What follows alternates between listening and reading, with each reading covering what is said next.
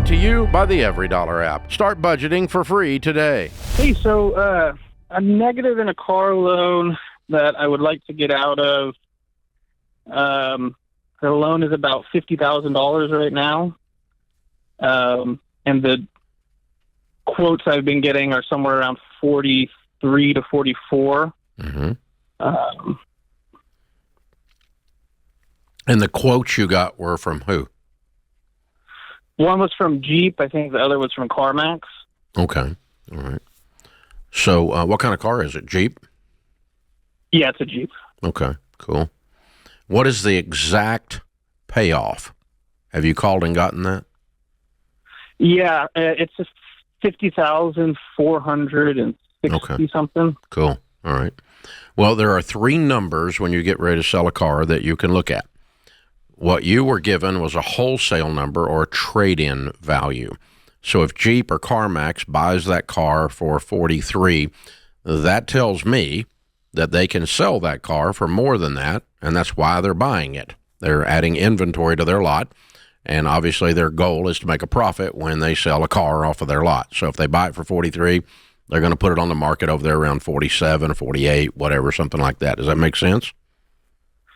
Yes. Second number is a private sale number, which is an individual selling to another individual. That would be the number you need.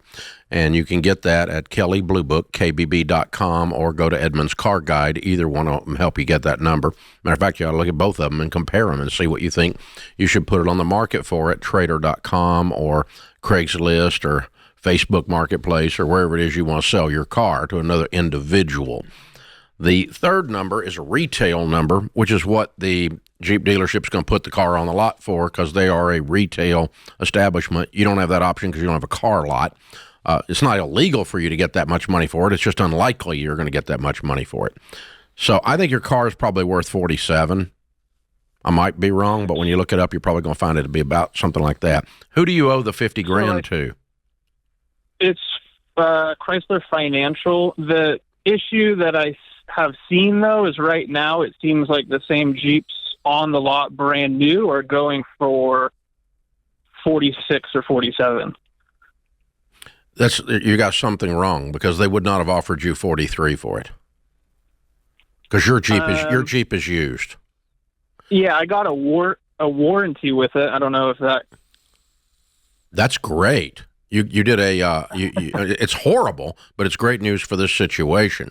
So when you pay off the Jeep and sell it early, they will give you a partial refund for that upfront purchase on that warranty. That's probably worth a couple of grand. But listen to me carefully, okay? The chance that the Jeep dealer, will pay 43 for a used Jeep that they have to sell for 43 is zero. And if they're selling the exact same Jeep for 48, one of your numbers is wrong. Mm-hmm. Because it doesn't add up. I mean, if the actual exact same Jeep's selling for 48, it would make sense a used one like yours is selling for less. Agreed? Agreed. And if they're going to resell yours after they buy it from you, they're going to make a profit. So if that's selling for 48 and 46 is what the used Jeep, or 45 is what the used Jeep is, they're offering you less than 43. So you got something else going on here. You're trying to figure out some way you're trapped and you're not. So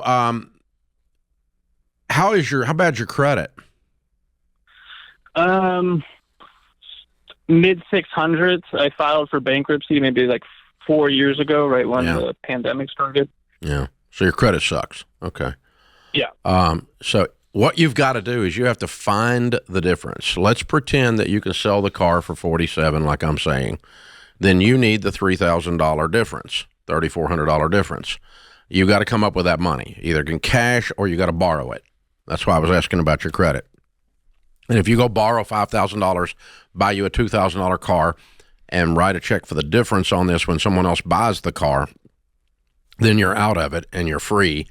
But that's what you're going to have to do because this thing's strangling you with an $850 payment. It's beating the snot out of you. And if you're like me, John, when I've done stuff like this, every time I write that check, I feel dumber. Every time. Just the very act of doing it can. Yeah. And I would say there needs to be some intensity on this. Intensity on everything that Dave laid out, your 3 options. Intensity to sell something, go make some extra money, attack this thing so that when you sell it, whatever gap you have there, you're able to get a beater or something else and put this thing behind you. But this has got to be handled with intensity. It really does. If you're still sitting around paying an $850 payment 6 months from now because you haven't taken action, then you just keep hitting yourself. Mm-hmm. You're just beating the snot out of yourself every day.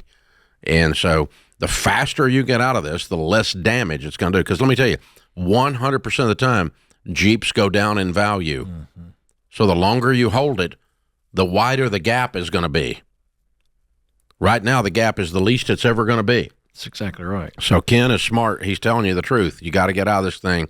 You got to get fired up about this and go like, my hair's on fire. This matters. I got to do this. I got to get after it.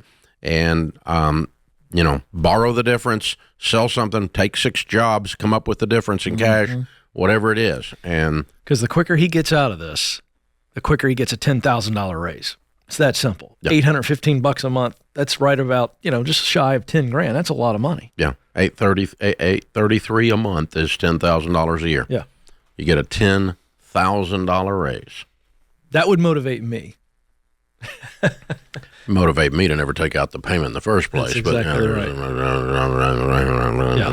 There's that, right? So, guys, cars, all of us in America, as a culture, we are stupid about cars. Mm-hmm. It's the largest thing we buy that goes down in value. And so you take a $50,000 car and you drive it for 3 years, you're going to lose 60 to 70% of that money. It's going down in value like a rock. That's where Chevy gets that, like a rock, okay?